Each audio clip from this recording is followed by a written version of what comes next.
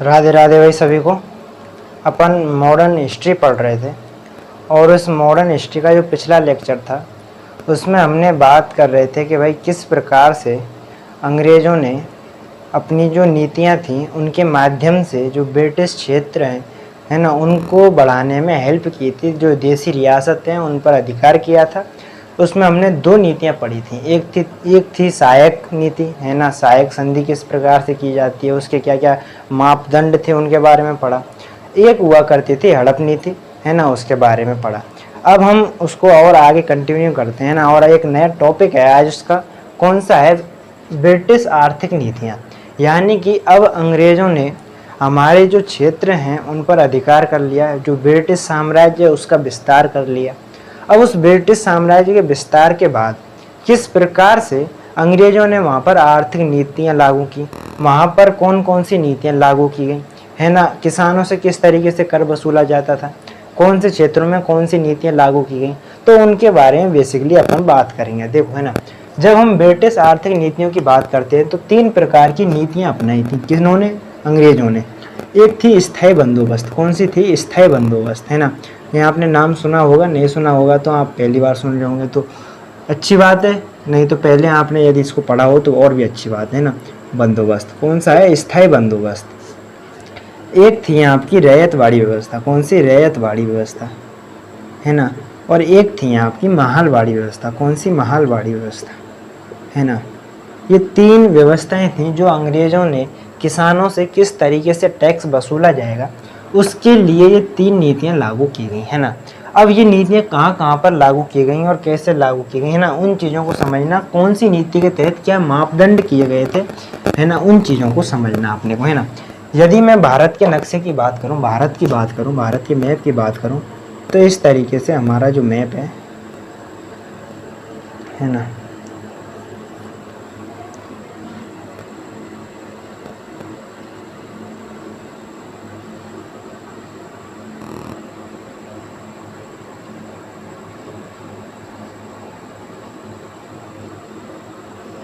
है ना, इस तरीके से मोटा मोटा मैप समझिए आप भारत का है ना।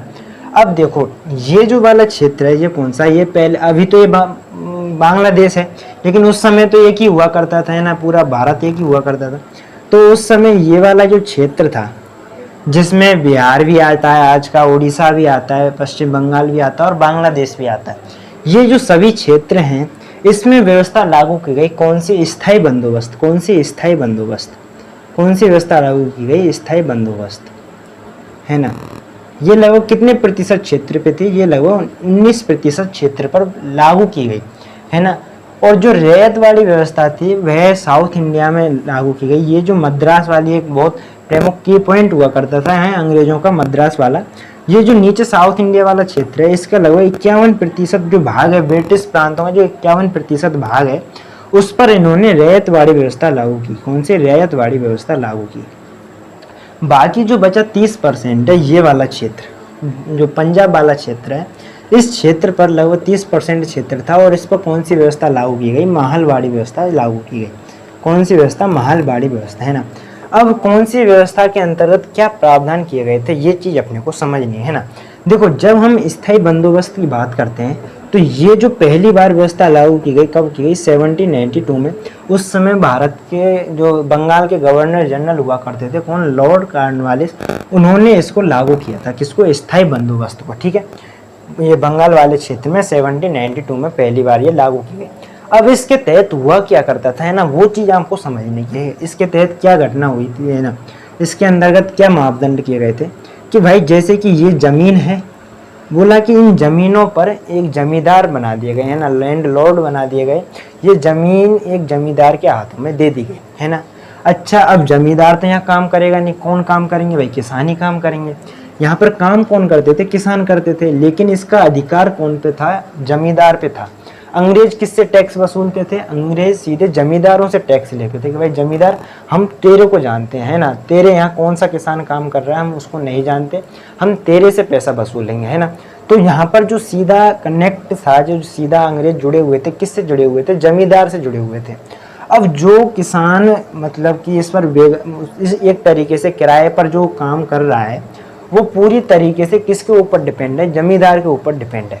यदि जमींदार अच्छा है तो वह कम उनसे पैसा लेगा, यदि जमींदार बहुत ही ज़्यादा क्रूर है, दुष्ट है, तो वो क्या पैसा ज़्यादा लेगा।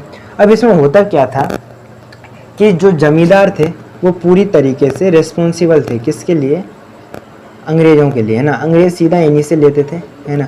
अब देखो सबसे इम्पोर्टेंट चीज़ क्या ध्यान रखनी है, सबसे इम्पोर्टेंट चीज़ ये है कि यदि जमींदार पैसा नहीं दे पाया, है ना, अंग्रेज़ों ने कह दिया कि भाई जो सूर्यास्त कानून, एक कानून लाया गया है सूर्यास्त कानून, यानी कि सूर्यास्त होने से पहले आपको जो राशि है, जो टैक्स है, वो अपने को पे करना है, अंग्रेज़ों को पे करना है। यदि आप नहीं कर पाए तो आपकी जो ज़मींदारी है उसको समाप्त कर दिया जाएगा, उसकी जगह किसी दूसरे को ज़मींदारी आपकी सौंप दी जाएगी, यानी कि आपकी ज़मींदारी से आपको बेदखल किया जा सकता है, ठीक है। अब हुआ क्या करता था कि अंग्रेज़ जो ज़मींदार थे, जमींदार क्या, जैसे कि मान लीजिए अंग्रेज़ों ने कहा कि भाई हम आपसे 50% टैक्स लेंगे, ठीक है।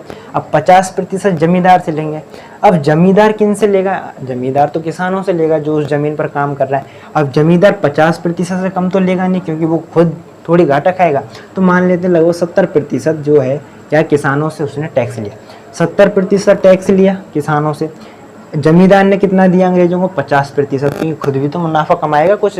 तो इस प्रकार से जो किसान थे वो पूरे तरीके से जमींदारों के ऊपर डिपेंडेंट हो गए, उनकी ही मेहरबानी के ऊपर डिपेंडेंट हो गए कि यार जमींदार ने अच्छा मिल गया तो किसानों की बल्ले बल्ले, नहीं तो फिर किसानों की तो हालत खस्ता कर दी जाएगी। अब इसमें क्या हुआ कि अंग्रेज़ों ने इस नीति को 20 साल के लिए परमानेंट कर दिया गया, है ना, स्थायी बंदोबस्त यानी कि परमानेंट किया गया, यानी कि ये जो रेट थी उसको फिक्स कर दिया गया कि भाई 20 साल तक हम इस प्रकार इस टैक्स रेट के आधार पर आपसे टैक्स वसूलेंगे, ठीक है। तो ये जो पूरी थी स्थायी बंदोबस्त के तहत, ये मतलब एक नया वर्ग उपज के आया है, कौन सा, जमींदार वर्ग। कौन सा वर्ग, जमींदार वर्ग, क्योंकि ये किसान हो गए, किसानों के ऊपर जमींदार हो गए, और जमींदारों से ऊपर अंग्रेज हो गए। अंग्रेजों की सीधी कनेक्टिविटी कहाँ, जमींदारों के पास, और जमींदारों की मेहरबानी पर कौन, किसान, है ना। तो इस तरीके से पूरी कनेक्टिविटी बनाई, किसमें, स्थायी बंदोबस्त में। अच्छा, यदि हम बात करें रैयतवाड़ी व्यवस्था में, रैयतवाड़ी ये जो कर वसूलने की व्यवस्था थी, इसमें क्या होता था, ये लगभग 51% भाग पर फैली थी। जो साउथ इंडिया वाला पार्ट है ना, मद्रास वाला क्षेत्र है, इसमें ये फैली हुई थी। अब इस चीज़ को समझना, रैयत, रैयत का मतलब क्या होता है, सीधा किसान होता है ना। अब यहाँ पर जो अंग्रेज थे वो सीधा किन से कनेक्टिविटी थी, सीधा किसानों से संपर्क में थे, है ना। अब सीधा किसानों से संपर्क में थे, अंग्रेज क्या करते थे कि भाई सीधा किसानों से जाके टैक्स वसूलते थे कि भाई तेरी ज़मीन है, तू इसका मालिक है, यहाँ पर जितनी भी उपज हुई है उसका जितना भी % उनको लेना है। लगभग 3 से 10 साल के अंतर्गत उसको फिक्स कर देते, 3 या 10 साल के लिए रेट को फिक्स कर दी, है ना, उस टैक्स रेट फिक्स कर दी कि भाई इतना रेट आपको जमा कराना। उसके बाद चेंजेबल हुआ करती थी ना, वेरिएबल हुआ करती थी, बदल दिया करते थे रेट को, है ना। अब जब जो अंग्रेज थे वो सीधा किसानों से अटैचमेंट में थे, सीधा किसानों से ही टैक्स वसूला करते थे। अब इसमें हुआ क्या कि अंग्रेज़ों ने किसानों से इतनी मतलब ज़्यादा मात्रा में टैक्स लगाया, इतनी ज़्यादा मात्रा में टैक्स लगाने के कारण जो किसान हैं वो उनके टैक्स के बोझ तले दब गए, है ना। इसलिए जो किसान थे वो पैसा ही नहीं चुका पाते थे। इसलिए फिर क्या करें, अब अंग्रेज़ों ने तो कह दिया भाई किसान देख तेरे को इतना % अपने को टैक्स चुकाना है।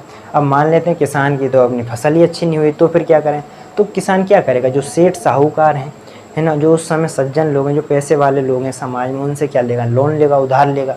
उधार लेने के चक्कर में क्या हुआ कि जो किसान थे ना वो ऋणी बन गए, वो मतलब एक तरीके से उनका शोषण होने लगा, और वो एक तरीके से लोन लेने लग गए, और फिर वो किसानों को चुका रहे हैं, वो खुद एक ऋण में फंस गए।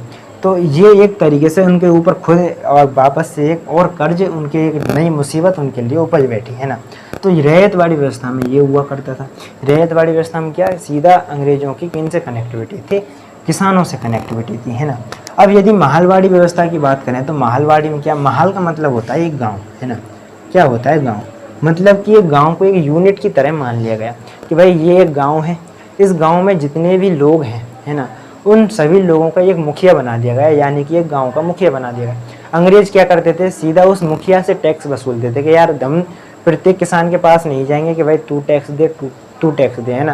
बोला कि हमें इससे कोई मतलब नहीं है, हमने ये गांव बना दिया, एज एक यूनिट की तरह बना दिया, अब हम सीधा मुखिया के पास आएंगे, बोला भाई टैक्स दिया और उससे टैक्स लेके चले जाएंगे। बाद में जो किसान हैं वो अपना जाने, मुखिया अपना जाने, है ना, हमें इससे कोई मतलब नहीं है। जो मुखिया बनाया हम उसको जानते हैं, वो हमारे लिए रिस्पॉन्सिबल। तो इस प्रकार से मालवाड़ी व्यवस्था है ना ये हुई। तो आई थिंक ये जो तीनों व्यवस्थाएं, क्या डिफरेंस है इनमें। यहाँ मालवाड़ी व्यवस्था की बात करें तो यहाँ पर एक गांव को एक मतलब यूनिट की तरह माना गया। रैयतवाड़ी व्यवस्था में सीधा किसानों से कनेक्टिविटी बिठाई गई। और जो स्थायी बंदोबस्त था उसमें एक नया वर्ग निकल के आया जिसे क्या कहते हैं, जमींदार वर्ग कहते हैं ना। तो आई थिंक ये जो तीनों आर्थिक नीतियाँ हैं अंग्रेजों की, किस प्रकार से किसानों से टैक्स वसूला जाता था, है ना, तो ये आपको समझ में आई होंगी, है ना। अरे और यदि बात करें, यदि रैयतवाड़ी व्यवस्था की बात करें तो ये 1820 में लागू की गई थी, और ये भी जो मालवाड़ी व्यवस्था है ये भी 1820 में लागू की गई थी। तो आई थिंक ये आपको बातें समझ में आई होंगी, है ना। तो ये छोटा सा टॉपिक था अपना, और जो कि कंप्लीट हो चुका है। आई थिंक ये आपको, है ना। तो आज के लिए इतना ही, धन्यवाद।